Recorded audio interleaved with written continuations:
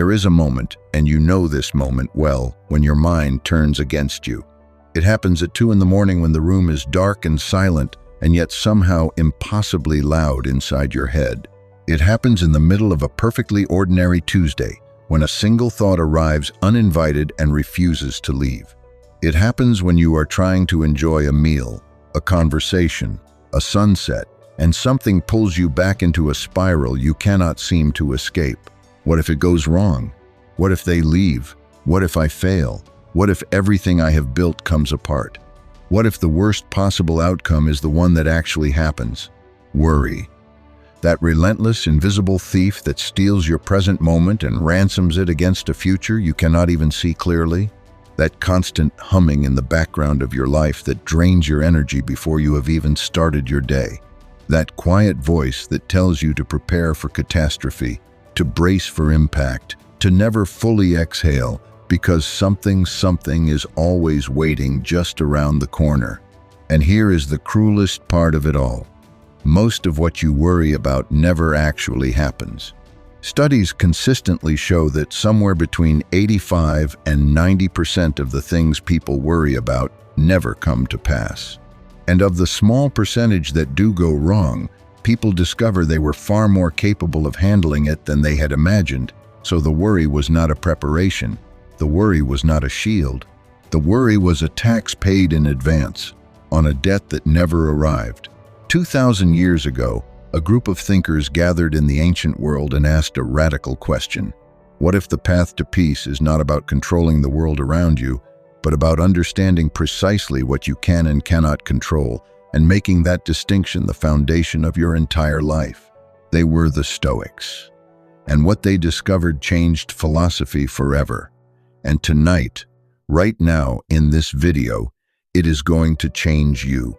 Stay with me, because what I am about to share with you is not just ancient wisdom, it is the operating system for a life of unshakable peace in a world that never stops being uncertain. Welcome to Stoic Wisdom. If this is your first time here, I want you to know that this channel exists for one reason and one reason alone: to bring you the most powerful, the most practical, and the most transformative philosophical teachings that humanity has ever produced. The teachings of the Stoics, and to show you exactly how to apply them to your real, modern, complicated, beautiful, difficult life. We do not deal in empty motivation here. We do not offer hollow affirmations or temporary emotional highs that fade by morning. What we offer is something far more durable, a philosophy, a way of thinking, a way of seeing, a way of being that has sustained emperors, slaves, soldiers, poets, parents, and ordinary people through grief and war and loss and uncertainty for over 2,000 years. And today, we are diving into what may be the single most important concept in all of Stoic philosophy: the art of releasing what you cannot control and finding absolute, rock-solid, unshakable peace in the process. This is going to be a long journey together, and I promise you every minute of it will be worth it. But before we begin, I want to ask you for something small. If you find value in this video, if something I say tonight shifts something inside you, if a single idea lands in the right place at the right time, please take a moment to like this video. It takes 1 second, and it tells the universe and the algorithm that this kind of wisdom matters. Share this video with someone in your life who needs it. You know who that person is. You probably thought of them just now. And subscribe to Stoic Wisdom if you have not already, and make sure you hit that notification bell so that every new piece of wisdom we release finds its way to you. And if this channel has genuinely helped you, if something here has given you strength during a hard season of your life, please consider supporting us with a super thanks. It means more than you know, and it allows us to keep creating content like this for you and for everyone who needs it. Now, let us begin. Part 1. The nature of worry, understanding the enemy. Before we can defeat something, we must understand it completely. Worry is not weakness. Let me say that again clearly, because so many people carry shame around their anxiety, their rumination, their inability to simply stop thinking about the things that frighten them. Worry is not a character flaw. It is not evidence that you are broken or deficient or somehow less capable than the people around you who seem to glide through life unbothered. Worry is, at its core, a cognitive habit. It is a pattern of thought that developed in many cases as a form of protection. The human brain evolved in an environment of genuine, immediate, physical danger. When our ancestors heard a sound in the darkness, the mind that immediately began cataloging every possible worst-case scenario, the mind that worried was the mind that survived. Worry kept us alive for hundreds of thousands of years on the African savanna, in the forests of prehistoric Europe, in every dangerous corner of a world that was genuinely trying to kill us on a regular basis. But here is the problem. Here is the brutal irony at the heart of modern human suffering. We still carry that ancient alarm system. We still have the same nervous system, the same threat detection hardware, the same mind that evolved to handle lions and rival tribes and immediate physical peril. And yet we live in a world where the actual immediate physical dangers are, for most of us, relatively rare. So what does that alarm system do with all that unused capacity? It turns it toward other things. The email you haven't answered, the relationship that feels slightly off, the financial uncertainty of the future, the health scare that may or may not be something, the social interaction you replayed 17 times in the car on the way home, the career decision you have been avoiding for 6 months. The alarm fires, the body prepares for danger, the cortisol floods the system, the heart rate rises, the jaw clenches, the sleep disappears, and you lie there in the dark, running the same simulation over and over and over, not because it helps, not because it produces any useful information, but because your ancient brain is doing what ancient brains do when they sense uncertainty. Worry is the mind's way of feeling like it is doing something when it is actually doing nothing useful at all. And this is precisely where the Stoics come in. The Stoics were not people who lacked emotion. They were not robots, not cold and unfeeling automatons who simply switched off their fear and anxiety through sheer willpower. That is one of the great misunderstandings about Stoicism that we need to address immediately. The Stoics, Marcus Aurelius, Epictetus, Seneca, Zeno, Chrysippus, Cato, these were deeply passionate human beings who lived through genuinely terrible circumstances and who loved and grieved and struggled just as we do. But they developed something extraordinary, a technology of the mind, a set of tools and principles and mental habits that allowed them to look directly at uncertainty, to stare down the chaos and unpredictability of existence and find not paralysis, not panic, but a profound and unshakable peace. And the foundation of all of it, the bedrock upon which the entire Stoic philosophy rests, is what Epictetus called the most important distinction in all of human existence: the Dichotomy of Control. Part 2. The Dichotomy of Control, the most important idea in philosophy. Epictetus was a slave. Let that sink in for a moment. One of the greatest philosophers who ever lived, a man whose ideas would influence Marcus Aurelius, the most powerful person in the known world, would shape the thinking of countless thinkers across 2 millennia and would eventually reach you here, today, was a slave in the Roman Empire. He was born into bondage. He had no rights. He had no freedom of movement. He was, in the eyes of Roman law, property. His master, a man named Epaphroditus, was known to be cruel. There is an account, possibly apocryphal, but deeply telling, that Epaphroditus once began to twist Epictetus's leg, deliberately, as a demonstration of power. And Epictetus, calmly and without panic, said to him, "You are going to break it." And when the leg was broken, Epictetus simply said, "Did I not tell you that you were going to break it?" What kind of mind produces that response? Not indifference, not the absence of pain. Epictetus felt the pain, but he had done something revolutionary with his inner world. He had separated, with surgical precision, the things that were in his power from the things that were not. And he had decided, chosen, actively, consciously, repeatedly, to invest all of his energy, all of his attention, all of his passion in the former, and to release the latter completely. He wrote about this in the opening lines of his great work, The Enchiridion, and it is worth sitting with these words slowly, because they are among the most important sentences ever written by any human being in any language at any point in history. Some things are in our control and others not. Things in our control are opinion, pursuit, desire, aversion, and, in a word, whatever are our own actions. Things not in our control are body, reputation, command, and in one word, whatever are not our own actions. Read those words again, sit with them, let them do their work. Things in our control, our opinions, the way we choose to interpret events, our pursuits, what we choose to direct our effort and attention toward, our desires, what we choose to want, our aversions, what we choose to resist, and in a word, whatever are our own actions, the choices we make, moment to moment, about how to show up in the world. Things not in our control, our body, because bodies get sick, age, and die regardless of our wishes.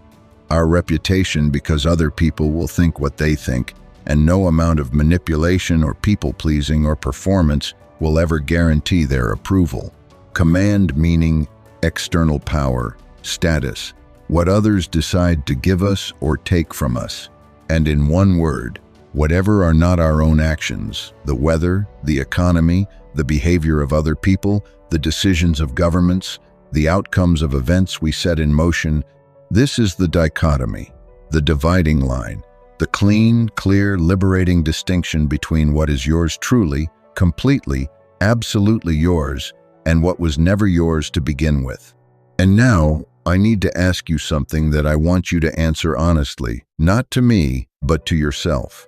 When you worry, when you lie awake at 3 in the morning running through disaster scenarios, what category do those worries belong to? Think about your specific worries right now, the ones that were already present in your mind when you opened this video. Map them. Ask yourself, is this worry about something in my control or something outside my control? Is it about what someone else thinks of me? Not in my control. Is it about whether this relationship continues? Partially, but only the part that involves my own behavior. The other person's choices are not in my control. Is it about whether I get the job, the promotion, the opportunity? Partially, but only the part that involves my own preparation and performance. The decision belongs to someone else.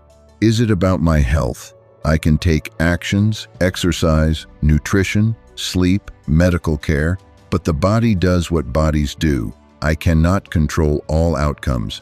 Is it about money, the economy, the markets? I can make wise financial choices, but I cannot control global economic forces. Is it about what people say about me, whether they like me, whether they approve of the choices I have made? Absolutely, completely, 100% outside my control. Do you see what is happening? The vast majority, I would argue nearly all of what we worry about, falls into the category of things that are not in our control. We are pouring our precious mental and emotional energy into an infinite well that has no bottom, investing in things that we were never given the power to change. And meanwhile, the things that are in our control, our thoughts, our attitudes, our choices, our character, our effort, our values, these sit there, largely unattended, waiting for us to show up. This is the great tragedy of an unexamined life, spending all your energy on what you cannot change, and almost none of it on the only thing you ever truly had yourself. Epictetus understood this from the absolute bottom of human experience. He was a slave. He could not control his physical situation. He could not control what his master did to his body. But he understood, at a bone-deep, unshakable level, that there was one thing that could never be taken from him, one thing that remained, always and completely, under his authority. His response, his interpretation, his character, his inner world. And in protecting that inner world, in cultivating it, tending it, strengthening it, he found a freedom that his master, for all his legal power, could never touch.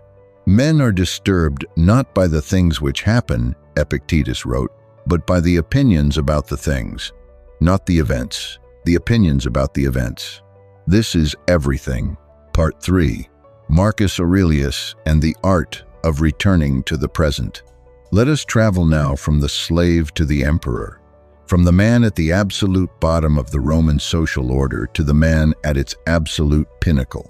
Marcus Aurelius, Emperor of Rome, from 161 to 180 CE, ruler of the greatest empire the Western world had ever known, commander of armies, administrator of millions of lives, the most powerful single human being on the planet during his lifetime, and a man who worried. I want you to understand this clearly. Marcus Aurelius was not a naturally serene person. He was not someone to whom peace came easily. He was, by his own private admission in his journals, the collection we now call the Meditations, which were never meant to be published, which were written only for himself, a man who struggled. A man who had to remind himself every single day of the principles he believed in. A man who had to practice Stoicism consciously and deliberately, like an athlete practicing a skill. The Meditations are not a polished philosophical treatise. They are raw. They are personal. They are sometimes repetitive because he was returning to the same lessons again and again, not because he had mastered them once and was simply recording his wisdom, but because he needed to hear them again. He was, in the most human way possible, talking himself back to sanity on a daily basis. And what was he dealing with? During his reign, the Roman Empire was struck by a catastrophic pandemic, the Antonine Plague, that killed millions, possibly 5 million people, devastating the population and destabilizing the empire. He fought wars on multiple fronts for most of his reign, spending years away from Rome, living in military camps, watching men die, making decisions that cost thousands of lives. He dealt with political betrayal at the highest levels, including a revolt by his most trusted general, Avidius Cassius, who declared himself emperor while Marcus was still alive. He lost children. Several of his children died young, a grief that any parent across any era will understand in the most visceral way. He ruled alongside a co-emperor, Lucius Verus, who was irresponsible and indulgent in ways that created constant complications. And all of this while managing the staggering complexity of governing the largest empire in the world. Marcus Aurelius had every reason to be consumed by worry. And yet, the private notes he left behind reveal a mind that was, despite everything, anchored, rooted, oriented toward something deeper than the chaos around him. How? One of the most powerful ideas running through the Meditations is what Marcus called returning to the present moment. Over and over, in different ways and different words, he circles back to this single instruction to himself: come back to now. Come back to what is actually happening. Come back to what you can actually do, right here, right at this moment. Confine yourself to the present, he writes. Not the imagined future with its catastrophes and uncertainties. Not the past with its regrets and its unresolvable questions. The present, this breath, this moment, this conversation, this task, this hour. Marcus understood something that modern neuroscience has now confirmed. The anxious mind is almost always operating in the future. Worry is, by definition, a projection into a future that has not arrived yet and may never arrive. When you are worrying, you are not actually experiencing anything.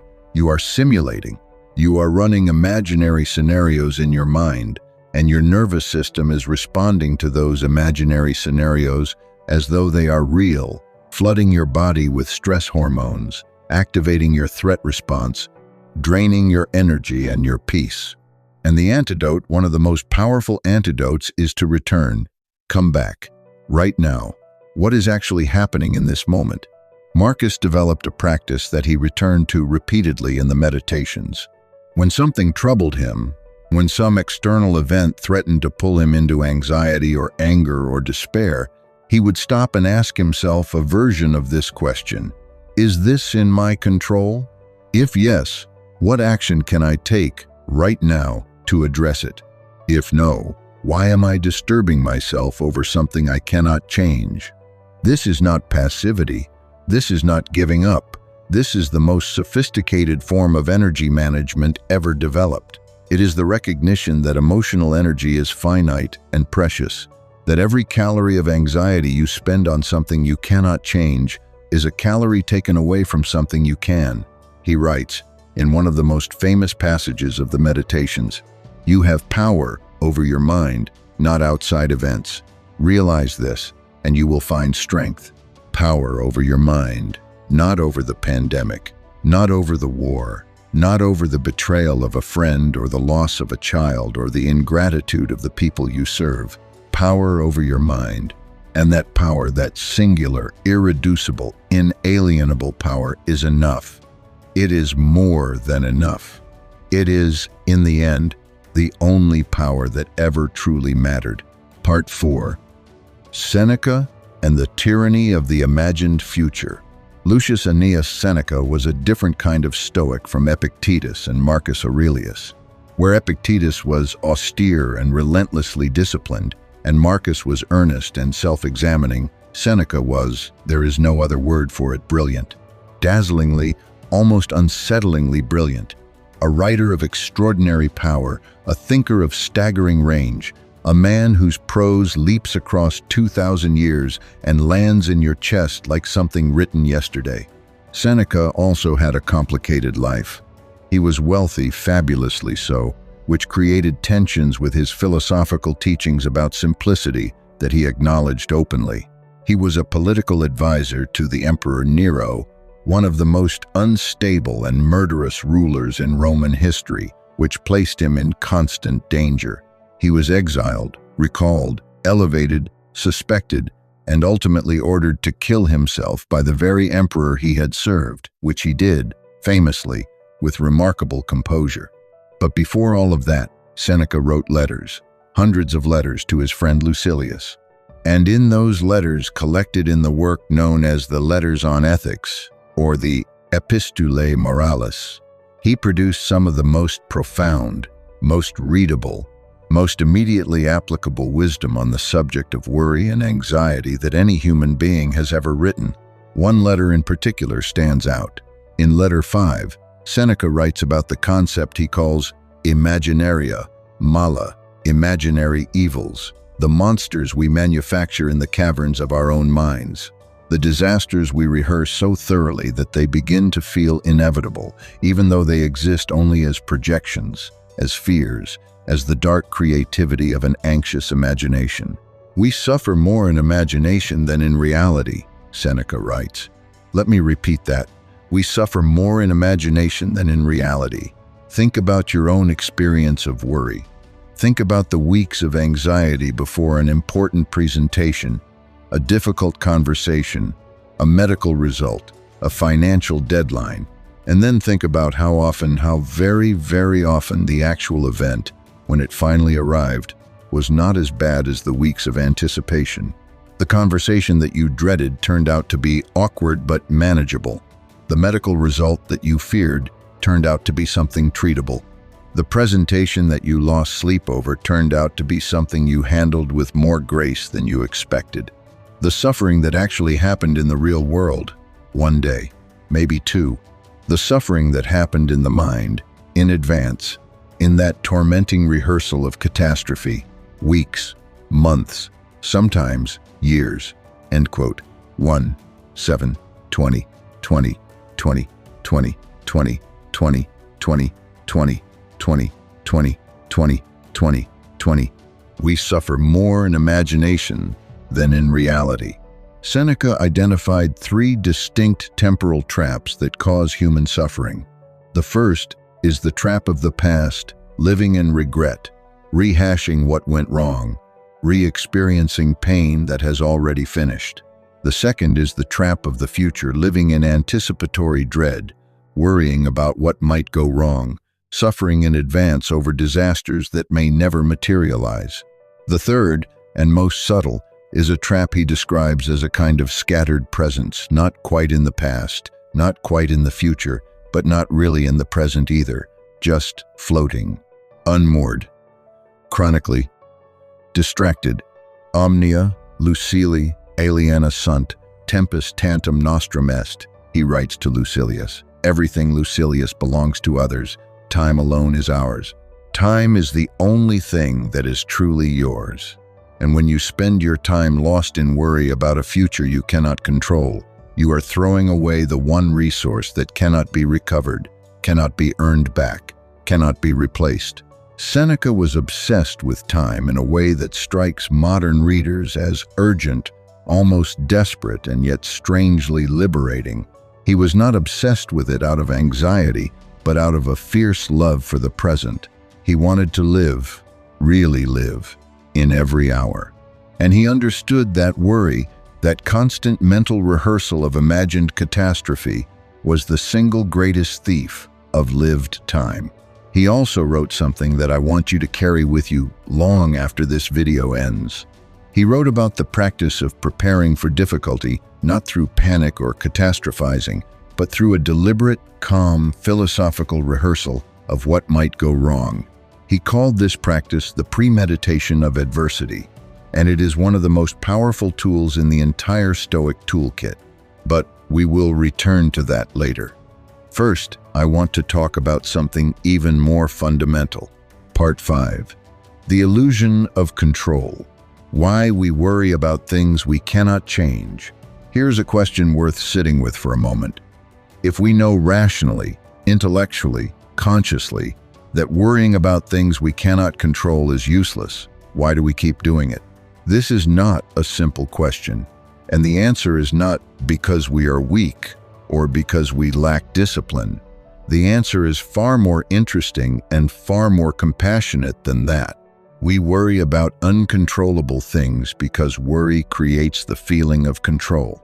Read that again, because it is subtle and important. Worry, despite its uselessness as a practical tool, is extraordinarily effective at generating a subjective sense of agency. When you are worrying about something, when you are actively thinking about it, turning it over, examining it from different angles, running scenarios, your brain interprets this as doing something. It feels like engagement. It feels like preparation. It feels, however falsely, like you are handling the situation. Psychologists call this the illusion of control. The belief, often unconscious, that by worrying sufficiently about something, we can somehow influence its outcome, as though our anxiety is a kind of magic, a way of holding disaster at bay through sheer sustained attention, as though if we worry hard enough and long enough, we will have somehow paid the toll that the universe requires before allowing things to go well. This is, of course, not how reality works. Worrying about an airplane crash does not make the plane any safer. Worrying about a diagnosis does not change the test results. Worrying about whether someone likes you does not influence their opinion. The outcomes of these events are determined by physical, social, biological, and economic forces that are almost entirely indifferent to the content of your thoughts. And yet the feeling of worried engagement persists. The illusion of control is deeply comforting, even in its torment, because the alternative, truly accepting that certain things are beyond our influence, requires a form of surrender that the ego finds absolutely terrifying. The Stoics saw this clearly. They understood that the deep root of most human anxiety is not really about the specific things we worry about: the job, the relationship, the money, the health. The deep root is a fundamental unwillingness to accept the terms of existence, a resistance to the basic truth that the world is uncertain, that the future is unknown, and that the vast majority of what happens in any given life is not the product of our choices but of forces and factors beyond our reach. Epictetus had a word for this resistance. He called it proheiresis, a Greek term that refers to the faculty of choice, the rational will, the seat of human freedom. And he taught that all suffering, without exception, arises from a misapplication of this faculty, from trying to use our will to control things that are, by nature, outside the domain of human will. When your prohairesis is properly ordered, when it is directed exclusively at the things that are genuinely within your power, you experience freedom, peace, a deep, unshakable sense of being on solid ground regardless of what the world throws at you. When your prohairesis is improperly ordered, when it reaches out beyond its domain, grasping for control over external events, other people's opinions, the outcomes of situations you experience, in proportion to that reaching, suffering, anxiety, the specific, grinding torment of wanting what you cannot have, fearing what you cannot prevent, and resenting what you cannot change. And here is the liberation hidden inside this teaching. If all suffering arises from a misuse of will, from reaching for what is not ours, then suffering is always, in principle, correctable, not by changing the external world, but by redirecting the will, by pulling it back from the places it was never meant to go, and returning it, always, to the only territory it was ever truly capable of governing: your inner world, your response, your character, your choices, moment to moment, about who you want to be. Part 6. Amor Fati, the revolutionary act of loving what is. There is a phrase that appears in Stoic philosophy and was later embraced by the philosopher Friedrich Nietzsche, though its Stoic roots run far deeper than Nietzsche's 19th century version. The phrase is Amor Fati, love of fate, not acceptance of fate, not tolerance of fate, not resigned submission to fate. Love. This idea is among the most radical and most misunderstood in all of Stoic thought. So let me take some time to unpack it properly, because when it is truly understood, not just intellectually, but felt, metabolized, lived, it transforms everything.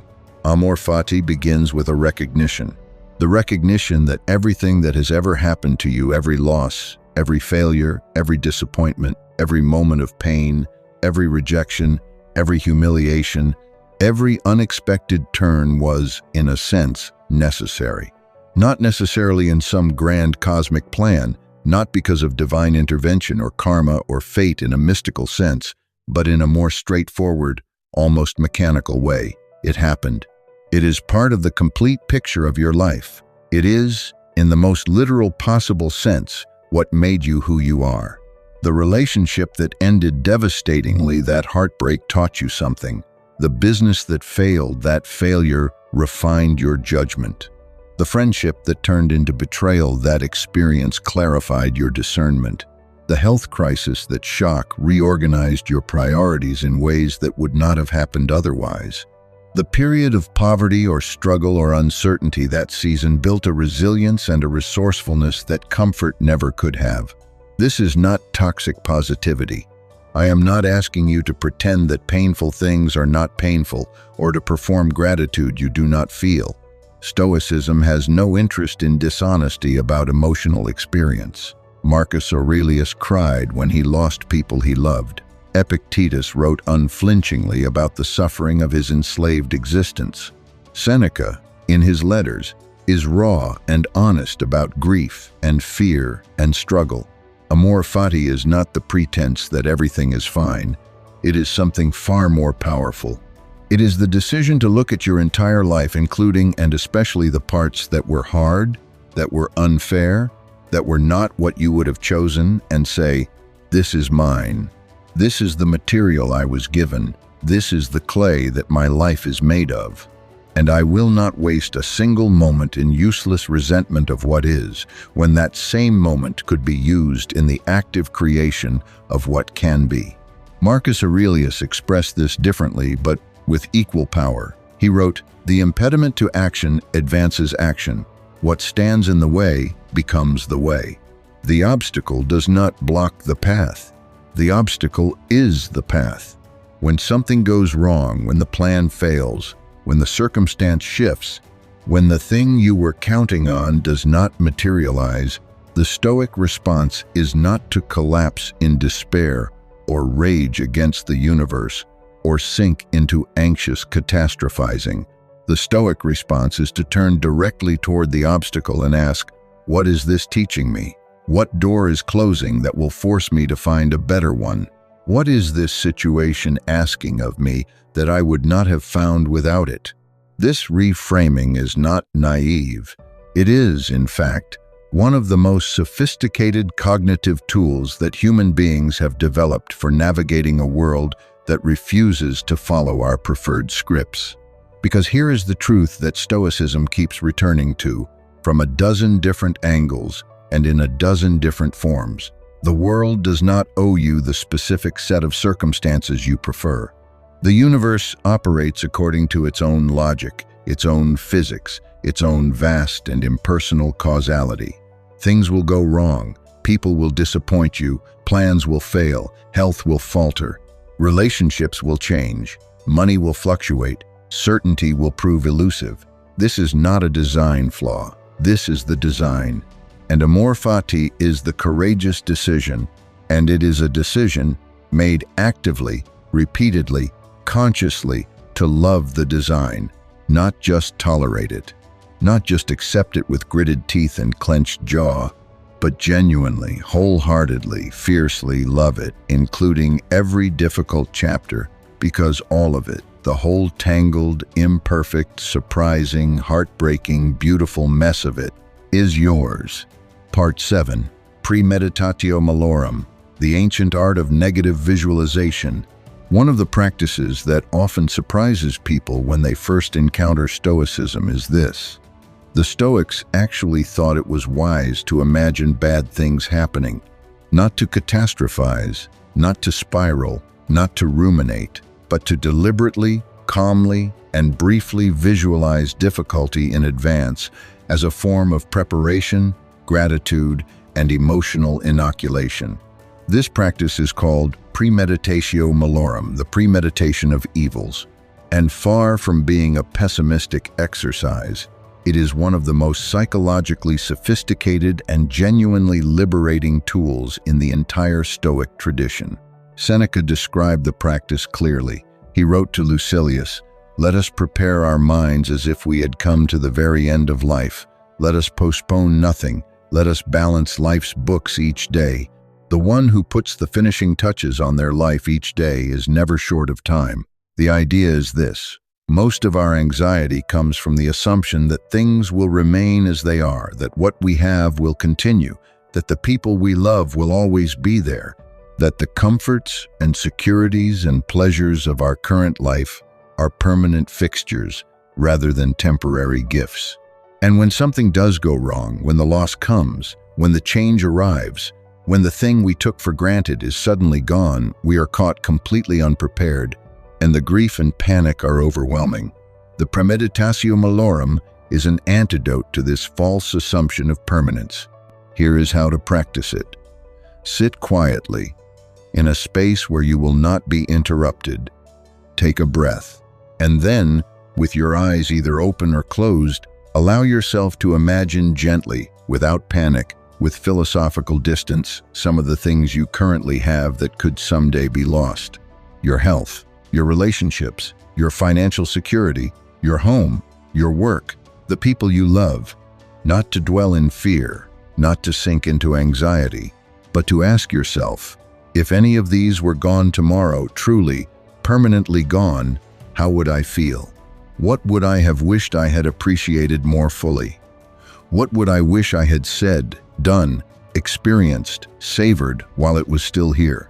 Marcus Aurelius practiced this intensely. He wrote in the Meditations, "Do not indulge in expectations about what you do not have. Instead, count the blessings you actually do have, and think how much you would long for them if they were not yours." The psychological effect of this practice is extraordinary. It does two things simultaneously. First, it cultivates a depth of genuine gratitude that is nearly impossible to access any other way. When you have genuinely sat with the impermanence of the things you love, when you have allowed yourself to feel, even briefly, what their absence would be like, the experience of their presence becomes immediately richer, deeper, more vivid. The meal tastes better. the conversation lands more fully. The morning light through the window becomes genuinely remarkable rather than merely background. And second, and this is where the Stoic genius really shows, it prepares you. When difficulty does arrive, when something changes, when something is lost, the mind that has practiced this meditation is not starting from zero. It has, in some small way, already rehearsed this. It knows from its practice that it can face loss without being destroyed by it.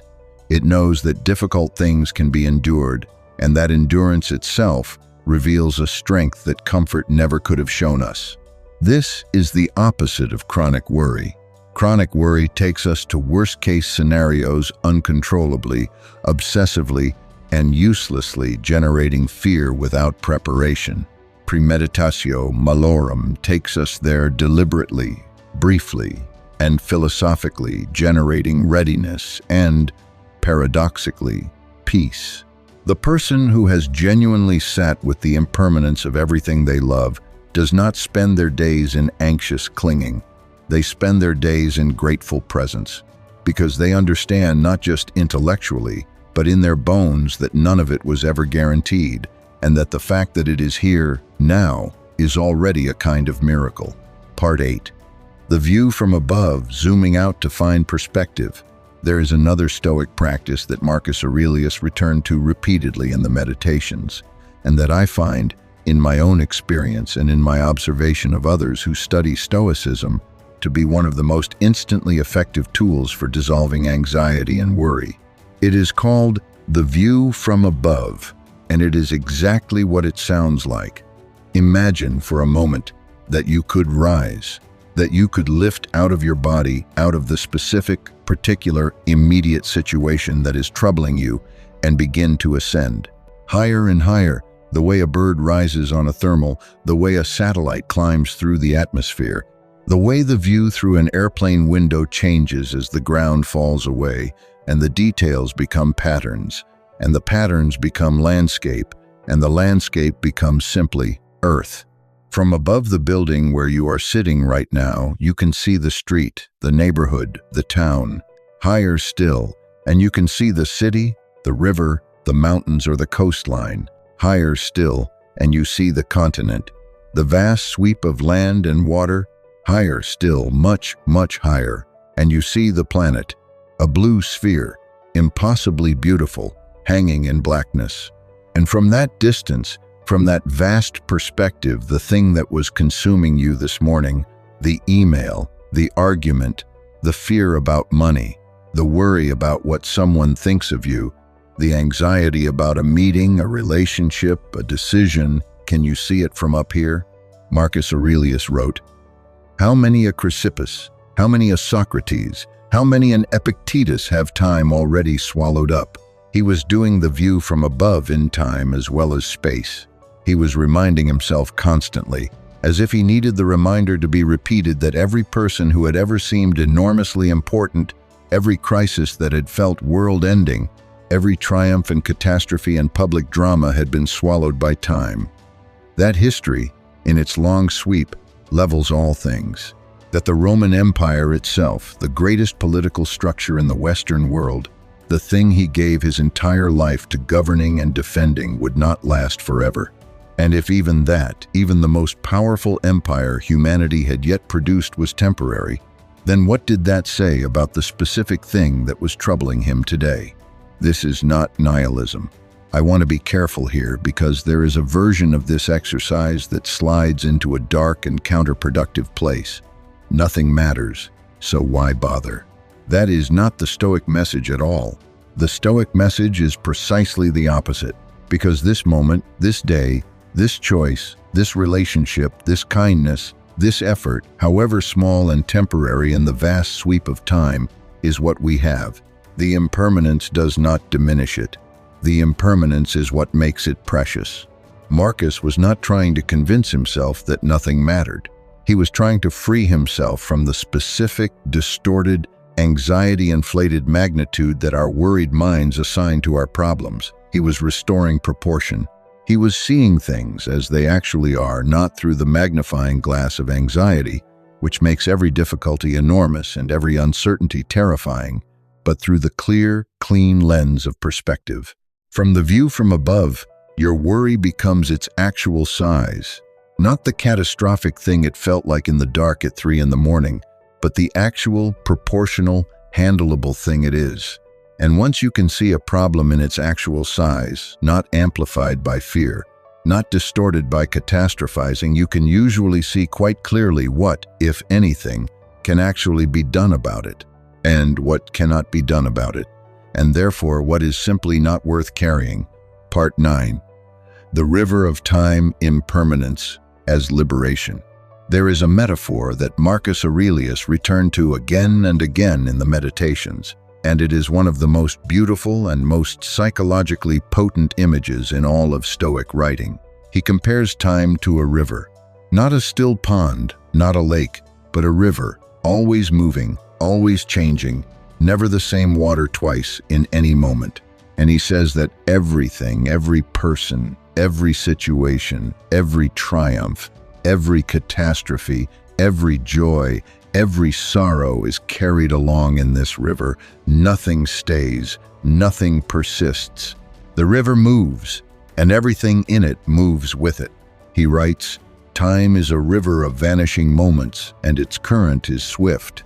This meditation on impermanence, on the fundamental, inevitable, relentless changefulness of all things, is one of the most liberating ideas I have encountered in philosophy, not because it is pleasant to sit with, but because of what it does to worry. Think about what worry does. Worry is fundamentally a resistance to change. Worry says, I want things to remain as they are when they are good, or I am terrified that they will change to something worse when they are uncertain.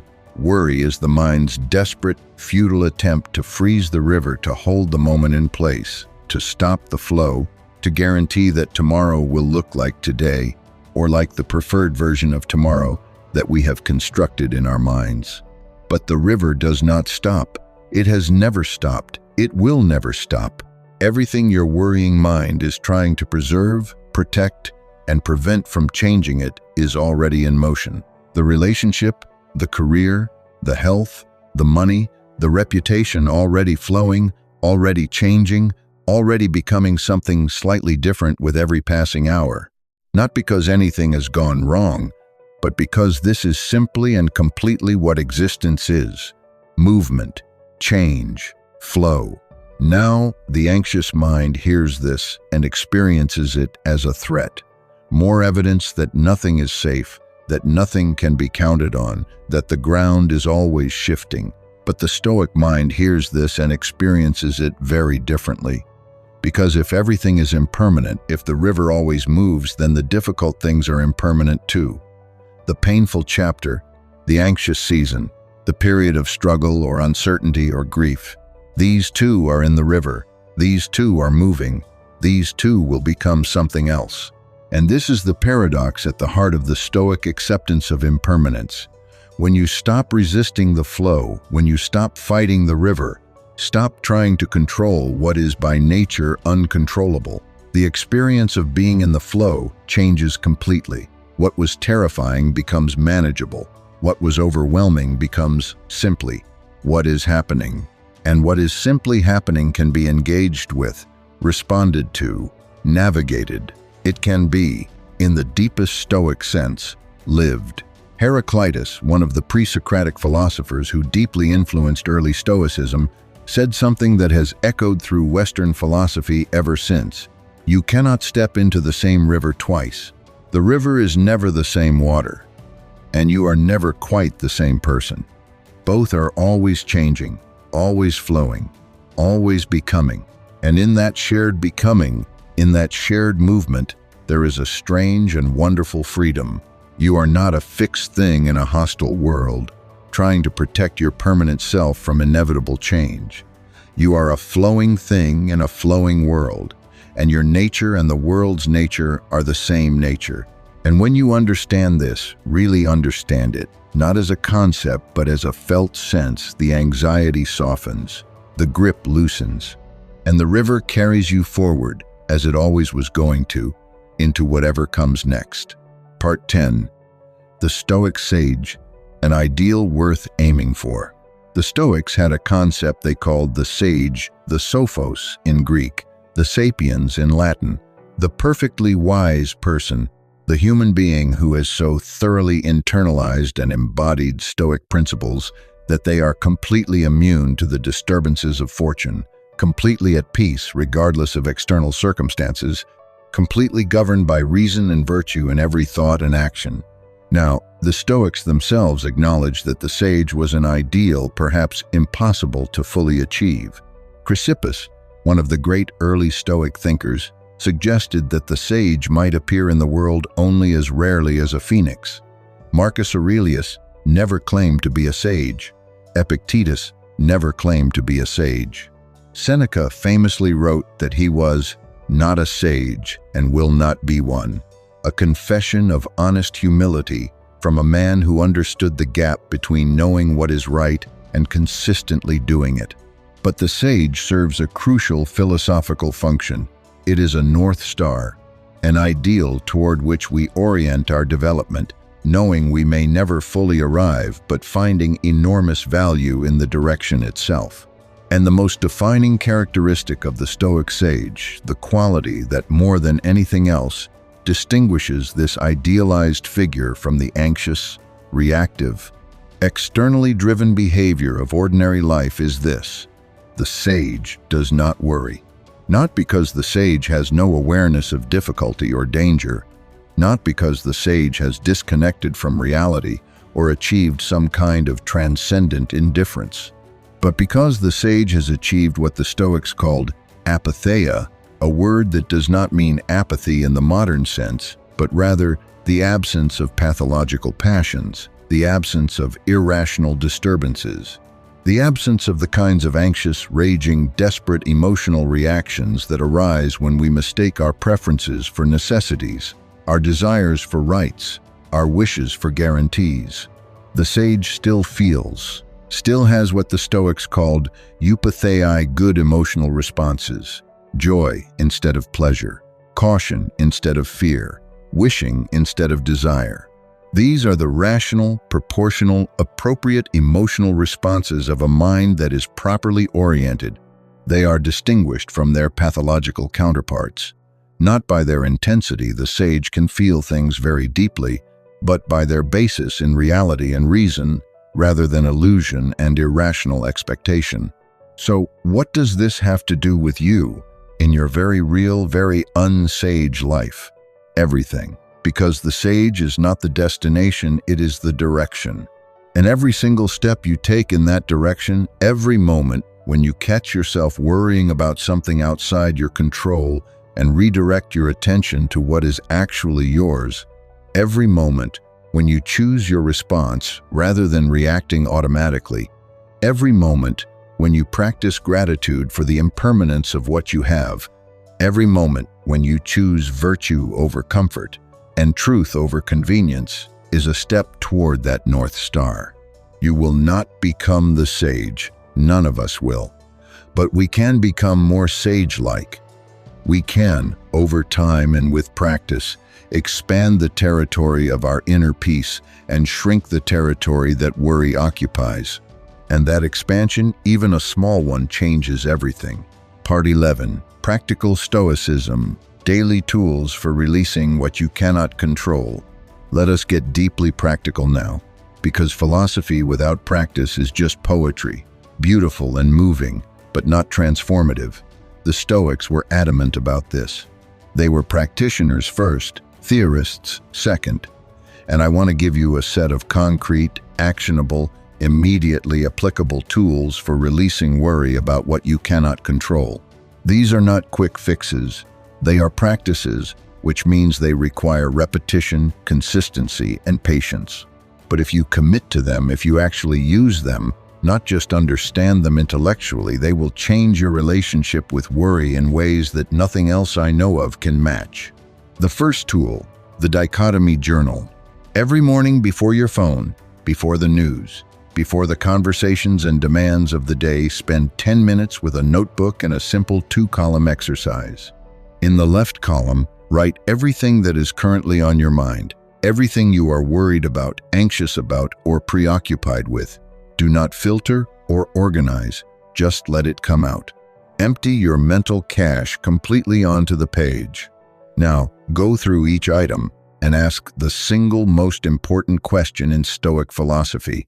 Is this in my control? If yes, write it in the right column, but reframe it as an action. Not, I'm worried about the project, but what action can I take today regarding the project?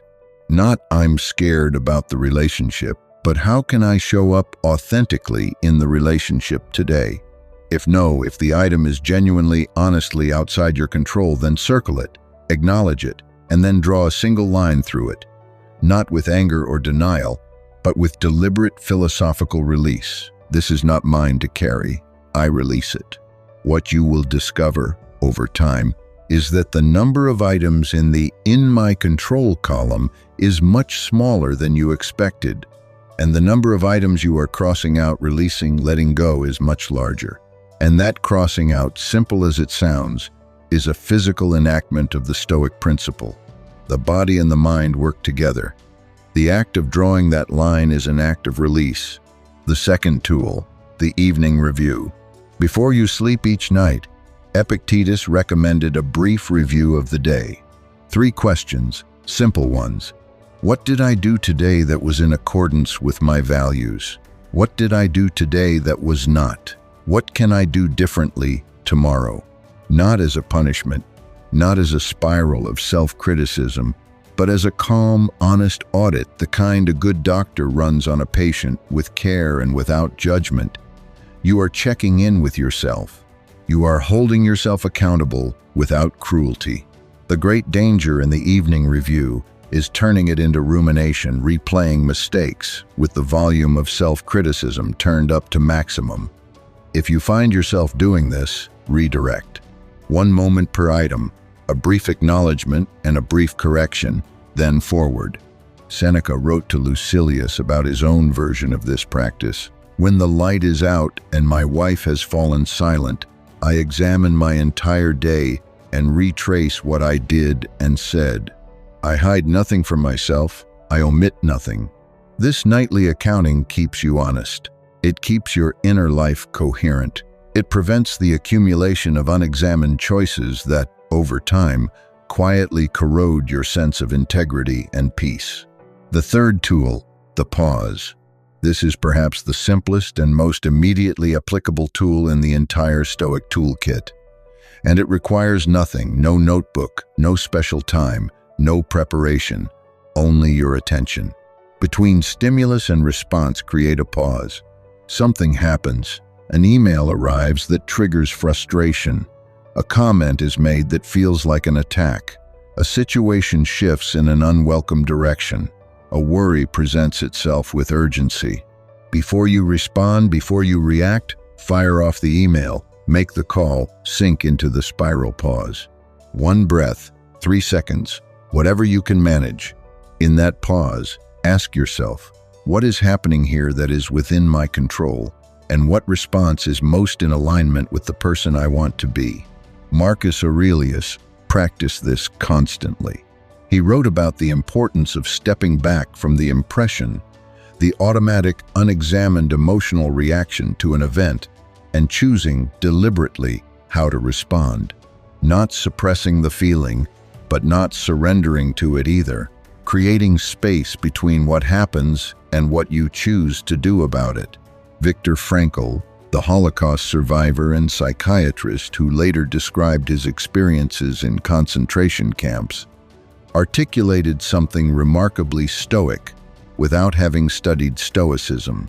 Between stimulus and response, there is a space. In that space is our power to choose our response. In our response lies our growth and our freedom. That space is everything. That space, small as it seems, is where the entire Stoic philosophy lives in practical terms, and the pause is how you enter it. The fourth tool, the worry appointment. This is a contemporary psychological technique with deep Stoic roots. If you struggle with pervasive, intrusive worry, if anxious thoughts seem to arrive throughout the day, disrupting your ability to be present and effective, try this. Give your worry a specific appointment, a specific 15 or 20 minutes, scheduled in advance, at a specific time of day. When worrying thoughts arise outside that appointment, and they will acknowledge them and say, "Not now, you have an appointment. I will give you your full attention at the scheduled time." Then, during the worry appointment, actually sit with the worries. Use the dichotomy. What is in my control? For the things that are, identify an action. For the things that are not, practice philosophical release. What this does is extraordinary. It demonstrates to the anxious mind that you are not ignoring it or suppressing it. You are scheduling it. You are, in effect, treating it like an important but not urgent task. It gets its time, but not all your time. Not your dinner table time. Not your sleep time. Not your time with the people you love. Over weeks and months of this practice, many people find that the worry appointment itself becomes less necessary. The worries lose their urgency when they realize they are not being suppressed but simply contained. And the rest of the day opens up, becomes more present, more spacious, more genuinely lived. The fifth tool, the Stoic breath.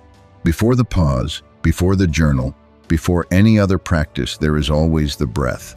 The most ancient, most immediate, most universally accessible tool for nervous system regulation that human beings possess. When the anxiety spikes, when the body goes into that familiar state of activation, the heart rate rising, the chest tightening, the mind narrowing, the breath is the door back in. Not a complex breathing technique, though those have their place, but simply the deliberate act of taking one slow, deep, conscious breath, expanding the belly fully, holding for a moment, releasing slowly. The Stoics did not write about breathing techniques specifically, but they wrote extensively about the importance of maintaining calm in moments of disturbance, of not allowing the first impression to carry you away before reason could intervene. And in practice, for most people, the single most effective way to create that crucial gap between impression and response is through the body, through the breath. The breath tells the nervous system, you are safe. The danger is not physical and immediate. You can slow down, you can think, you can choose. And from that slowed down, chosen place, everything Stoic becomes possible. Part 12. Stoicism and Modern Psychology, the science behind the ancient wisdom. One of the most fascinating developments of the past half-century in psychology has been the discovery by researchers working entirely within the scientific framework, with no particular interest in ancient philosophy, that the Stoics were right. Not metaphorically right, not right in a loose, inspirational sense. Empirically, experimentally, scientifically right. The field of cognitive behavioral therapy, or CBT, developed primarily by Beck in the 1960s and Albert Ellis, even earlier, is built on a foundation that is essentially Stoic. Ellis, in fact, was explicit about this. He called Epictetus the most important psychologist in history and credited the opening lines of the Enchiridion, the Dichotomy of Control, the idea that we are disturbed not by events, but by our opinions about events, as the philosophical foundation of his therapeutic approach. What CBT found, repeatedly and rigorously, through clinical trial after clinical trial, was this: anxiety and depression are not caused by external circumstances. They are caused and perpetuated by specific patterns of thinking, specific mental habits that distort reality in predictable and measurable ways. Beck identified and cataloged these distortions, catastrophizing, treating uncertain outcomes as though the worst case is inevitable. Overgeneralization, treating a single event as evidence of a universal pattern. Personalization, taking responsibility for events that were not within your control. Mind reading, assuming you know what others think of you without evidence. Fortune telling, predicting the future with false certainty, always in the direction of disaster. Look at this list carefully. Every single one of these cognitive distortions is a violation of Stoic principles. Every single one involves reaching outside the domain of what is actually in your control and treating uncertainty as catastrophe. Every single one is precisely what Epictetus, 2,000 years ago, was warning against. CBT's solution is also, at its core, Stoic. Identify the distorted thought, examine it for evidence, replace it with a more accurate thought, and practice the more accurate pattern of thinking until it becomes habitual. This is exactly what the Stoics called philosophical practice, the deliberate, repeated, patient cultivation of a new habit of mind.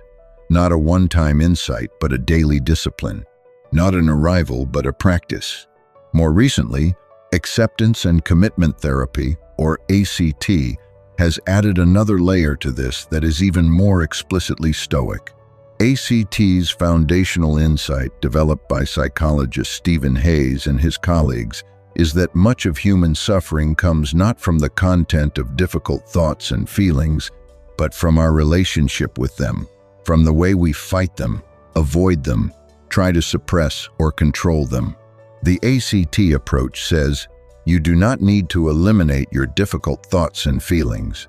You do not need to feel positive and calm and worry-free.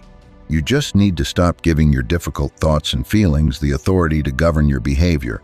You need to diffuse from them, to observe them rather than becoming them, and then choose your behavior based on your values, regardless of what thoughts and feelings happen to be present. If this sounds familiar, it should. It is the dichotomy of control, applied directly to inner experience. Even within yourself, there are things you can and cannot control. You cannot fully control which thoughts arise. You cannot fully control which feelings appear, but you can control what you do with them. You can control whether they govern your behavior or simply arise like weather and pass. This is the depth of Stoic psychological insight. 2,000 years before behavioral science developed the tools to measure and verify it, these thinkers understood the fundamental architecture of human suffering and, more importantly, the path through it. Part 13. Relationships and the Dichotomy of Control. Let us talk about one of the most emotionally charged applications of Stoic principles, our relationships with other people. Because if there is one area of life where the temptation to try to control what we cannot control is most powerful, most painful, and most destructive, it is in our relationships. We desperately want people to love us back. We desperately want people to understand us, to approve of us, to stay. We desperately want the people we love to be well, to be happy, to make good choices.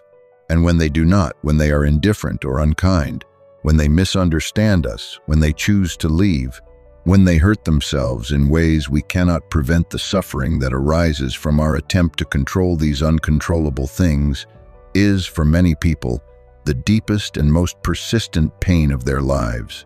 The Stoics had a great deal to say about this. Epictetus, in one of his most striking and initially counterintuitive teachings, said that when you love a person, when you love your child, your partner, your friend, your parent, you should hold them the way you hold a precious vessel on loan, not as something you own. He wrote, using an example that feels brutal by modern standards but contains profound wisdom.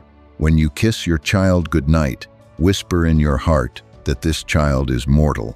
This child may be taken from me at any time, not to generate fear, not to live in dread, but to ensure that the love you feel is accompanied by the awareness of impermanence, so that it is a love that appreciates, that is genuinely present, that does not take for granted. This teaching is not about detachment in the sense of emotional distance. The Stoics loved people deeply. Marcus Aurelius was devastated by the deaths of his children. Seneca wrote with extraordinary tenderness about his friends. Epictetus, who never married, as far as we know, wrote with deep compassion about the bonds between human beings. The Stoic teaching about relationships is not "do not love." It is "love fully," while releasing the need to control. Love without the possessiveness that transforms love into anxiety. Love without the demand that the loved one conform to your preferences, choices, timeline, or needs. Love with open hands, giving completely and receiving completely, while understanding that neither you nor the person you love can guarantee anything about the future. This is the difference between love grounded in appreciation and love grounded in grasping. Both feel like love from the inside, but one creates spaciousness and genuine connection. The other creates a kind of desperate clinging that exhausts both the person clinging and the person being clung to. The question the Stoics would ask about any relationship conflict: which of these things are in my control? My behavior? Yes. My honesty? Yes. My kindness? My effort? My willingness to be vulnerable and present? Yes. The other person's response? No. Their choices? No. Their feelings toward me? No. Whether they stay? No. This is one of the hardest applications of the dichotomy of control to accept, but it is also, in my experience, one of the most liberating. Because once you genuinely release the idea that you can control whether another person loves you, approves of you, or chooses to stay, you discover that all you have left is what is genuinely yours. And what is yours is enough. Your own integrity, your own warmth, your own willingness to be fully, honestly yourself in the presence of another person. And from that place, from that solid, non-anxious ground, genuine intimacy becomes possible in a way that it never quite can be when you are spending half your energy trying to manage someone else's inner experience. Marcus Aurelius wrote about the people in his life who frustrated him, who were unkind, who were ignorant, who were ungrateful, and his response was consistently the same. They are doing the best they can with the understanding they have. I will not waste my energy being disturbed by what I cannot change. I will focus on what I can give, on what I can be, on my own response. This is not passivity. It is not allowing bad behavior to continue unchallenged. Stoicism absolutely supports speaking truth, setting boundaries, and walking away from situations that are genuinely harmful. But it does all of this from a place of clear-eyed equanimity rather than reactive desperation. It draws the line from strength, not fear. Part 14. Work, failure, and the Stoic response to setback. Let us talk about work, about ambition, failure, setback, and the particular form of anxiety that attaches itself to our professional lives. For many people, the worry about work is among the most persistent and consuming forms of anxiety they experience. The fear of failure, the fear of not being good enough, the fear of being found out, the imposter syndrome that tells you, despite all evidence to the contrary, that you are secretly incompetent and that everyone is about to discover it. The fear of economic insecurity, the fear that the effort you are putting in will not be enough, the fear that you are somehow falling behind some invisible standard that everyone else seems to be meeting effortlessly. The Stoics would recognize all of this immediately, and they would ask, as always, the fundamental question: what, in this situation, is actually in your control? Your effort, yes, completely. The quality of your attention, your preparation, your thoroughness, your honesty, your creativity, all of this is yours. You can always choose to bring your full self to your work. The outcome, not entirely. Whether the project succeeds, whether the client says yes, whether the review is positive, whether the promotion comes through, these depend on factors beyond your preparation and effort.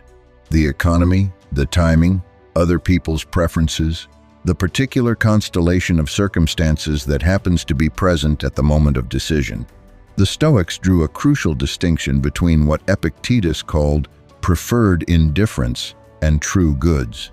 A preferred indifferent is something that, while not bad, is also not ultimately necessary for a good life.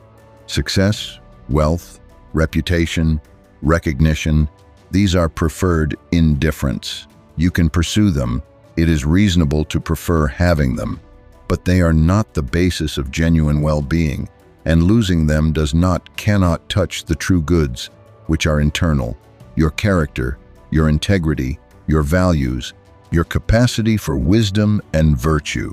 This is an enormously liberating reframe for anyone who has experienced significant professional setback, because it says, the failure did not touch you where it counts. Your character is intact. Your capacity to learn is intact. Your values are intact. The external result is different from what you hoped, but you, the actual, essential you, is unchanged. And from that unchanged place, you begin again. Not because you are desperate to prove something, not because your self-worth depends on the next outcome, but because effort and engagement are intrinsically valuable. Because doing your best is its own reward.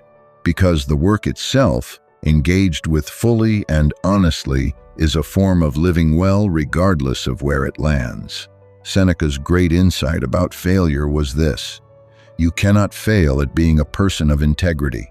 You can only fail at external goals, and external goals, important as they feel, are not the center of the Stoic life. The center of the Stoic life is your inner state, your character, your response to whatever happens, and that only that is truly yours to succeed or fail at. Michael Jordan, arguably the greatest basketball player of all time, was famously cut from his high school basketball team. Walt Disney was told he lacked creativity and was fired from a newspaper. J.K. Rowling's Harry Potter manuscript was rejected by 12 publishers before being accepted.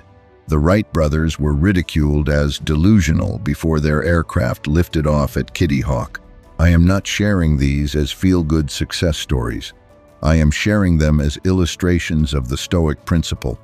Outcomes are not in your control. The market, the timing, the taste of the gatekeepers, the accident of circumstance, these determine whether a given effort produces a given result. But effort itself, engagement itself, is always and entirely yours. Do your best, release the outcome, begin again. This is the Stoic approach to professional life, and it is, paradoxically, both the most peaceful and the most effective approach possible. Part 15: Health, Mortality, and the Ultimate Stoic Confrontation. There is one form of worry that cuts deeper than all others. One domain of anxiety that no amount of professional success or relationship security or financial stability can fully quiet. And the Stoics confronted it more directly and more courageously than almost any other philosophical tradition in history. The worry about death, the anxiety about illness and bodily decline, the fear of what it means to be a temporary being in a universe that does not care about your particular continuation. Marcus Aurelius returned to this theme constantly in the Meditations, not because he was morbid, not because he was obsessed with darkness, but because he understood that the confrontation with mortality is the most direct possible path to living well, because you cannot genuinely appreciate what you have until you have genuinely accepted that you will lose it. Because the memory of death, memento mori, the Stoic reminder, is not a counsel of despair but of awakening. He wrote, "Think often of how quickly things pass away and cease to be both the things themselves and our memory of them." He wrote, "It is not death that a man should fear, but he should fear never beginning to live." He wrote, listing the long roster of emperors and great men who had come before him and were now entirely gone from the living world. Where are they now? Nowhere, or wherever. In this way you will look at human life, smoke, and nothing. These passages are not pessimistic. They are, when fully understood, among the most life-affirming things ever written, because they are saying, you are here, right now. This breath, this moment, this experience, it is real, and it is yours, and it will not last. And that impermanence, rather than being cause for despair, is the very reason to be fully present, fully engaged, fully alive in every moment you have been given. The Stoics had a phrase, memento mori. Remember that you will die. It sounds grim, but its purpose is joy. Its purpose is the kind of urgent, awake, fully present appreciation of this moment, this day, this life, that is simply not possible for a mind that has not genuinely confronted its own finitude. When you know, really know, not just abstractly acknowledge that your time here is limited, every ordinary moment becomes charged with significance. The morning coffee, the conversation with a friend, the walk in autumn light, the sound of rain. These things, seen through the lens of memento mori, are not ordinary at all. They are extraordinary precisely because they are temporary, precisely because there will come a day when you no longer have them. And as for health anxiety, the worry about illness, about what might be wrong in the body, about the terrifying vulnerability of being a physical creature.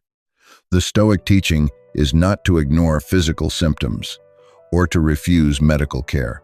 The Stoic teaching is to address what can be addressed and to accept what cannot be changed. You can choose healthy habits. You can seek medical advice when something concerns you. You can do everything within your power to support your physical well-being. This is your responsibility, your stewardship of the body you have been given for this temporary passage through existence. But you cannot guarantee the outcome. You cannot control whether illness comes, whether the body declines, whether some random biological event occurs despite all your careful stewardship. And spending the years you have been given in anxious anticipation of the year's end is, in the most literal possible sense, throwing away the life you are trying to protect. Marcus Aurelius lived this. He was not in good health. There is evidence throughout the Meditations that he suffered from chronic physical difficulties, possibly including a digestive illness. He also lost children, watched people he loved die, and lived under the constant shadow of war and political instability. And yet the Meditations are not the writings of a man who spent his life paralyzed by fear of what might go wrong next. They are the writings of a man who was, with enormous effort and enormous discipline, choosing every single day to direct his attention toward what was actually in his power, his thoughts, his choices, his character, his response. That is the Stoic life, not a life free of difficulty, but a life in which difficulty is met with clarity rather than panic, with purpose rather than despair, with the unshakable conviction that whatever happens, your inner world, the only thing that was ever truly yours, is not at the mercy of external events. Part 16.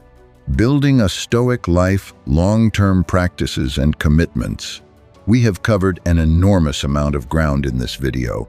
We have looked at the nature of worry, the dichotomy of control, the teachings of Epictetus, Marcus Aurelius, and Seneca, the practice of Amor Fati and Premeditatio Malorum, the view from above, the river of time, the Stoic sage, practical daily tools, the connections with modern psychology, the applications to relationships and work and health and mortality. Now I want to talk about the long game. Because all of this wisdom, as powerful and as true as it is, does not become a lived reality overnight. It becomes a lived reality through consistent, patient, humble practice over months and years and decades. The Stoics were not interested in quick transformations. They were interested in deep, lasting, structural changes to the way a person thinks, perceives, and engages with the world. And they understood that this kind of change requires time, repetition, and a willingness to fail and return and try again. Seneca wrote, "For your own sake and for the sake of those you love, start practicing philosophy now. Do not wait. Do not tell yourself you will begin when things are calmer, when you have more time, when the crisis has passed. Begin now. Begin now. Not when you feel ready, not when you have mastered the concepts, not when your life is less complicated or your anxiety is less loud. Begin now, in the middle of everything." Here is what a committed Stoic practice might look like over the long term. In the first weeks, simply noticing, catching yourself in the act of worrying about things outside your control, not changing anything yet, just becoming aware. Oh, This worry is about something I cannot change. Interesting. The noticing itself is the beginning of everything. In the first months, the daily practices, the morning journal, the evening review, the pause, the breath, these are not dramatic. They are small, quiet, consistent, like water finding its way through stone, not with force, but with patient, daily, reliable presence. In the first year, the deepening, you will begin to notice that the practices are changing something not perfectly, not completely, but measurably. The time between the triggering event and the Stoic response is shortening. The moments of genuine peace are becoming more frequent and more durable. The grip of worry is, while not gone, slightly less total. And beyond the first year, the real Stoic journey. Not the dramatic, Instagram-worthy transformation, but the quiet, deep, bone-level changing of how you meet the world. The development of what the Stoics called character, not a performance, not a set of behaviors for public consumption, but the deep structure of who you are, moment to moment, in private, when no one is watching. This is what Marcus Aurelius spent his entire reign working toward. Not a perfect Stoic emperor for the historical record, but a genuine human being trying every single day to think more clearly and respond more wisely and love more fully and live more truly. That is the Stoic life, and it is available to every one of us who has the courage to begin. Part 17. The gift of acceptance when surrender is the bravest thing. I want to spend some time on a word that has been implicit throughout this entire video, but that I want to name directly now. Acceptance. Because in our culture, which values control, mastery, achievement, and the relentless optimization of every outcome, acceptance is often misunderstood as weakness, as giving up, as the response of people who lack the drive or the strength to keep fighting. The Stoic understanding of acceptance is almost exactly the opposite. True acceptance, the Stoic kind, is an act of extraordinary courage, because it requires you to do something that the ego finds absolutely terrifying. Admit the truth of your situation, without flinching, without defensive spin, without the comfortable fiction that if you just worry about it enough or try hard enough, you can control the uncontrollable. It requires you to say, clearly and honestly, "This thing is not in my power. I have done what I can do, and what happens next is not mine to decide." This is not passivity. Before you reach the moment of genuine acceptance, you have done everything in your power. You have made your best effort, brought your full attention, taken the wisest action available to you. Acceptance is not a shortcut around effort. It is what comes after genuine effort. It is the recognition that you have reached the boundary of your jurisdiction and that what lies beyond that boundary is not yours to carry. The Serenity Prayer associated with Alcoholics Anonymous and the theologian Reinhold Niebuhr expresses this Stoic truth with such clarity that it has become perhaps the most widely practiced articulation of the dichotomy of control in modern life. God, grant me the serenity to accept the things I cannot change, courage to change the things I can, and wisdom to know the difference. Serenity for what cannot be changed, courage for what can, and wisdom, the most Stoic virtue of all, to tell them apart. The wisdom to tell them apart, because this is where most of us get lost. The worrying mind does not want to know the difference. It wants to pretend that everything is within reach, that with sufficient anxiety and sufficient effort, all outcomes can be controlled. Because if it admits that some things genuinely cannot be changed, it has to face the terrifying vulnerability of not being in charge. And the Stoic says, face it. Face the vulnerability. Look directly at the truth of your limited control and your absolute uncertainty about what comes next. Do not flinch from it. Do not spin it or soften it or distract yourself from it. And then, having faced it fully, having looked at it with clear eyes and a steady heart, release it, let it go. Not with despair, but with the particular kind of peace that comes only from genuine honesty. the peace of someone who is done pretending, done fighting reality, done spending their precious energy on what was never theirs to control. Done. Truly, finally, peacefully done. And in that doneness, in that genuine, honest, courageous acceptance, something remarkable happens. The energy that was tied up in fighting the uncontrollable becomes available. It flows back into the territory of genuine agency, into your choices, your relationships, your work, your presence. And from that place, from that solid, clear, undefended place, you can actually begin to live. Part 18. Stoic Wisdom for the Digital Age, Navigating Modern Anxiety. We live in a world that the Stoics could not have imagined. And yet the problems they were solving are precisely the problems of our age, only amplified beyond anything they could have anticipated. The constant flow of information that makes every catastrophe, every injustice, every tragedy in every corner of the globe instantly available to our anxious attention. The social media architecture that is explicitly designed to trigger our threat detection systems, to keep us scrolling and reacting and comparing and despairing, because engagement, even anxious, angry engagement, translates into advertising revenue. The infinite comparison engine that shows us curated versions of other people's lives and invites us to measure our ordinary, imperfect, behind-the-scenes reality against their highlight reel, their best angles, their most triumphant moments.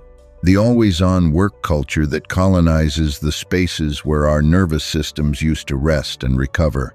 The news cycle that treats the entire world as perpetually on the verge of collapse because perpetual crisis is perpetually profitable. In this environment, in the specific, peculiar, historically unprecedented environment of 21st century digital life, the Stoic principles are not ancient philosophy, they are emergency medicine. The dichotomy of control. Applied to social media, what is in my control? My choices about how I use these platforms. What I post, how long I spend, whether I engage with content that disturbs me. What is not in my control?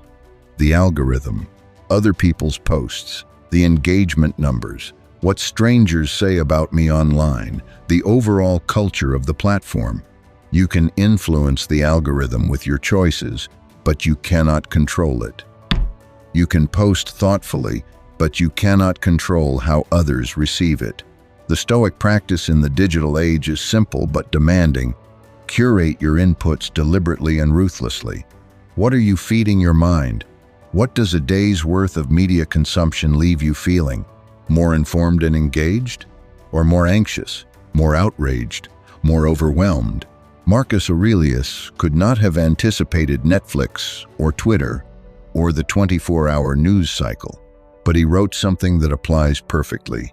If you are distressed by anything external, the pain is not due to the thing itself, but to your estimate of it, and this you have the power to revoke at any moment.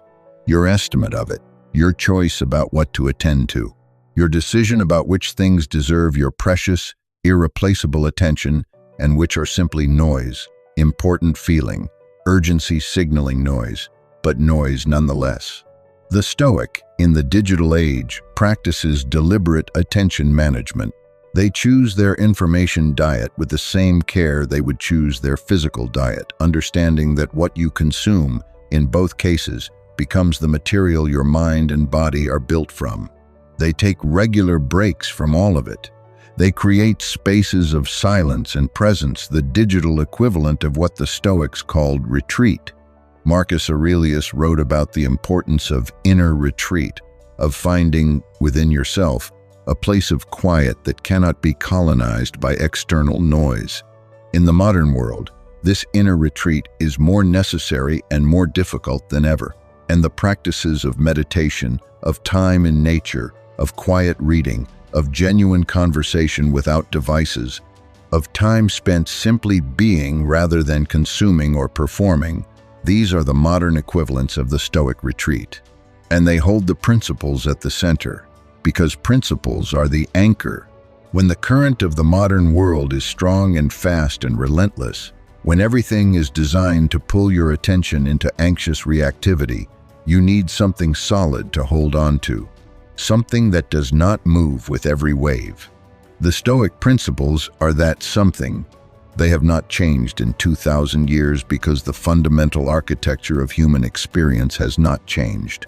We are still the same creatures who were born on the African savanna.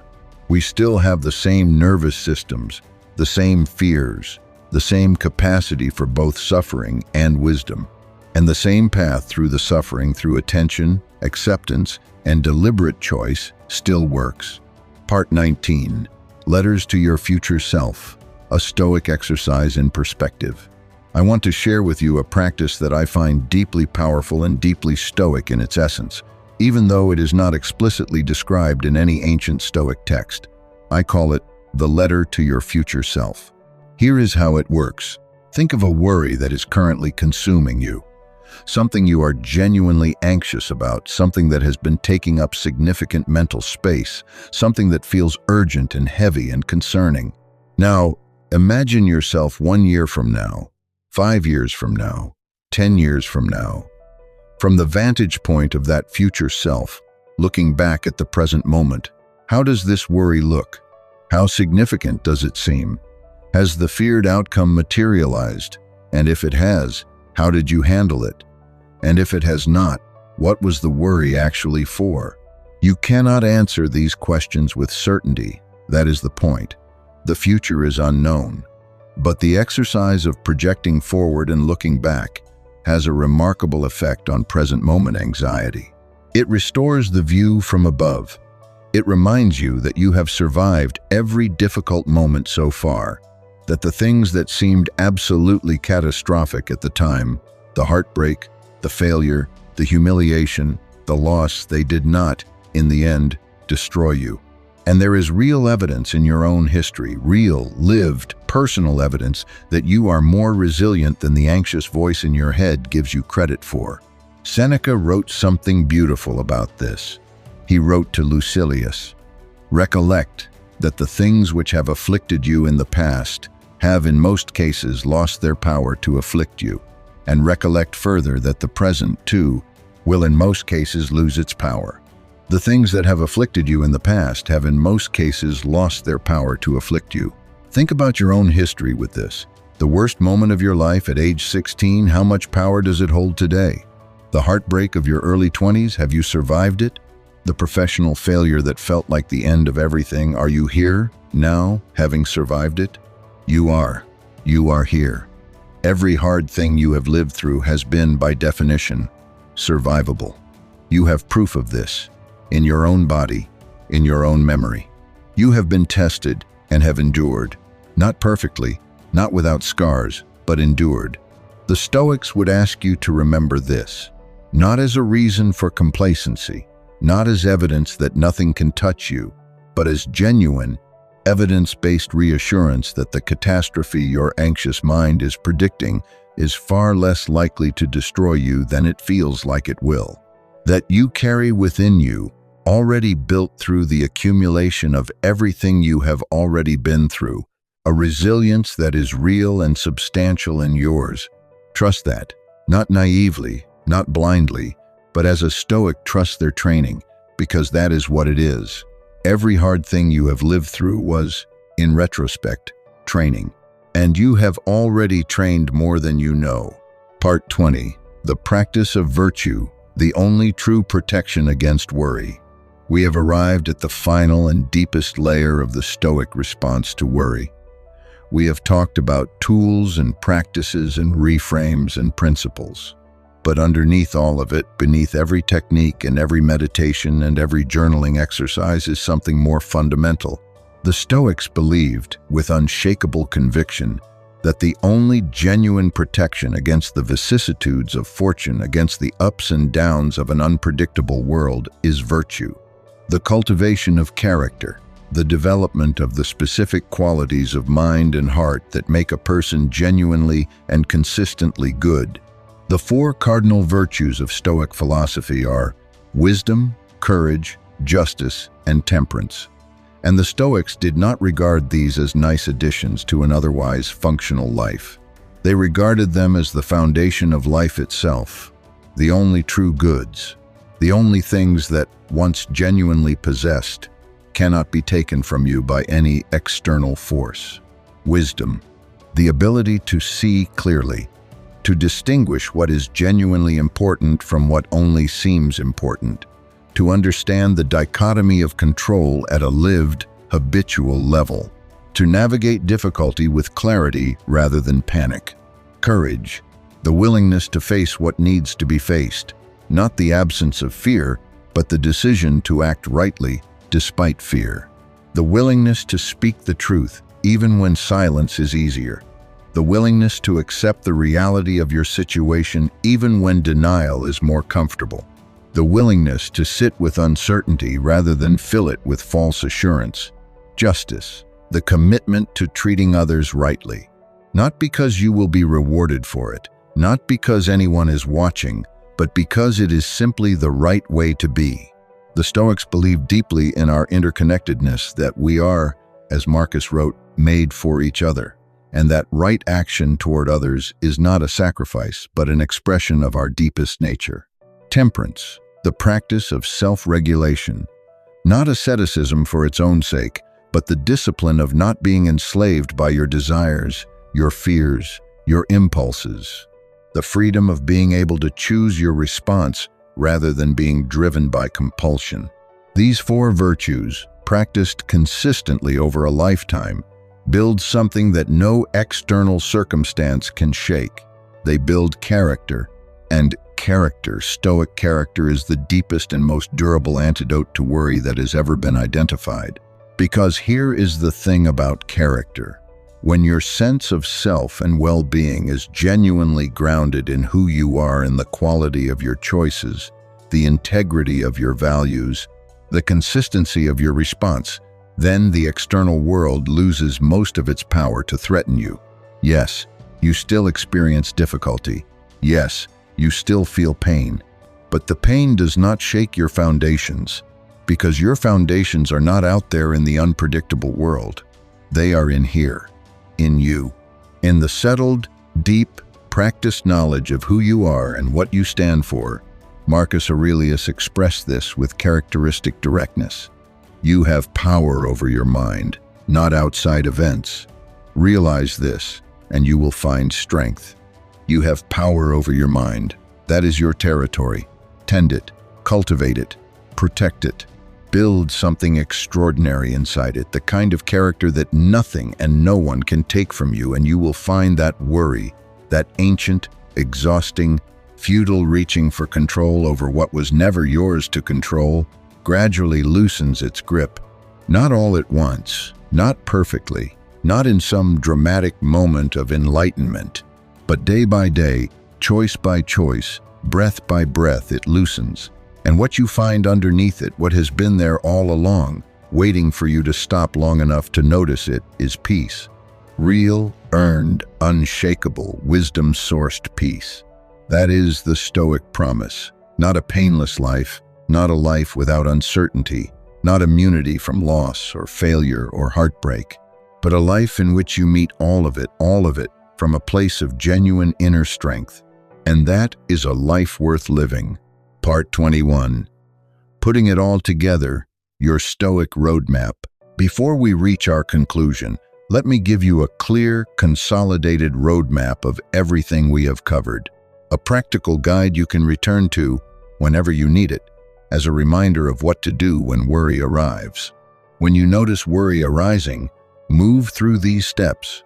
First, name it. Say to yourself, clearly and without judgment, I am worrying about something. This simple act of naming activates your observing self, the part of you that can watch thoughts and feelings rather than being completely absorbed by them. Second, identify it. What specifically are you worrying about? Get clear on the actual content. Vague, diffuse worry is more debilitating than specific worry because specificity allows examination. Third, apply the dichotomy. Ask the single most important question. Is this in my control? If yes, Identify the specific action available to you and take it or schedule it. If no, move to the next step. Fourth, practice release. Acknowledge the worry. Do not fight it or suppress it. That only gives it more power. Simply acknowledge, this is real concern about something I cannot control. And then, deliberately, consciously, choose to release it. Draw that line through it. Set it down. Return your attention to what is actually yours. Fifth, return to the present. After the release, bring yourself back to what is actually happening right now. Use the breath if needed. Use the view from above if the perspective is helpful. Come back to this moment, this hour, this specific and actual present experience. Sixth, return to virtue. Ask yourself, given this situation, given what has happened and what I can and cannot do about it, what is the best version of myself doing right now? What does wisdom, courage, justice, and temperance look like in this specific context? And then do that. This is the Stoic roadmap. It will not always work perfectly. Sometimes the worry is too loud, the situation too charged, the habit of anxious thinking too deeply grooved. When that happens, be patient with yourself. Return to the beginning. Try again. The practice is the point, not the perfection. And so we arrive at the end of this journey. But really, you know as well as I do that this is just the beginning. Because philosophy, Stoic philosophy especially, is not something you learn once and then possess forever. It is something you practice every day for the rest of your life. It is the most worthwhile practice I know of. Everything we have covered today, the dichotomy of control, the teachings of Epictetus and Marcus Aurelius and Seneca, the practices of Premeditatio Malorum and Amor Fati, and the view from above, the tools of the morning journal and the evening review and the deliberate pause, the long game of building genuine virtue and character, all of it points toward the same destination. A life lived from the inside out. A life grounded in what is genuinely and inalienably yours. A life in which the storms of the external world, and they will come, as they always come, do not determine your inner weather. A life, as the Stoics would have it, that is truly free.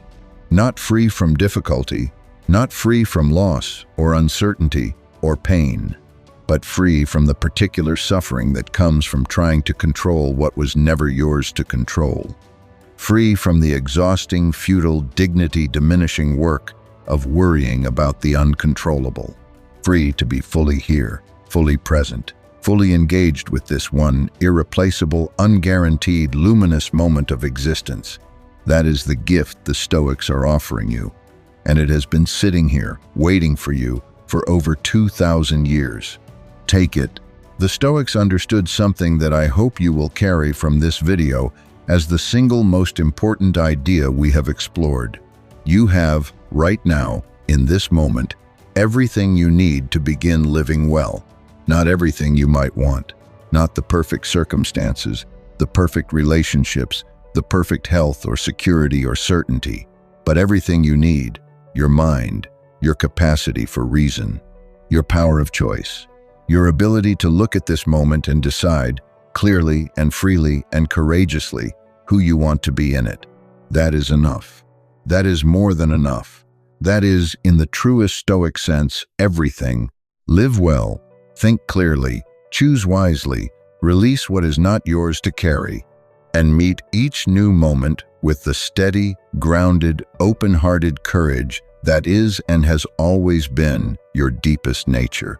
This is Stoic wisdom, and this wisdom is yours.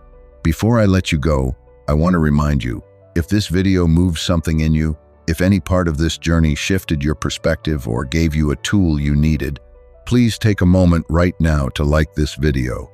It is such a small gesture, and it makes such a real difference to this channel and to the ability we have to keep creating content like this for you. Share this video. Send it to someone who is struggling. Send it to someone who lies awake worrying. Send it to anyone in your life who is fighting battles that this wisdom might help them face. You could be planting a seed tonight that changes someone's life. Do not underestimate that. Subscribe to Stoic Wisdom if you have not already, and ring that bell because we have so much more to explore together. Marcus Aurelius, Epictetus, Seneca, the 4 Stoic virtues, the practice of memento mori, practical Stoic exercises for every area of life. This is only the beginning. And if this channel has genuinely helped you, if something here has given you strength or clarity or peace during a difficult season, please consider supporting us with a super thanks. It is one of the most meaningful things you can do for this community.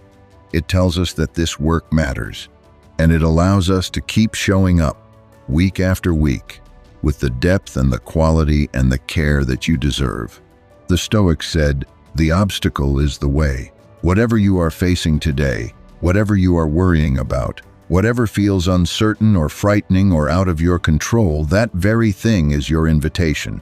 Your invitation to grow, to deepen, to discover what you are actually made of.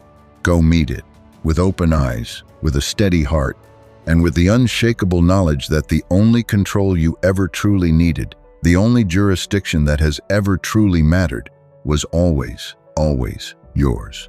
Until next time, from Stoic Wisdom, go forth and live well.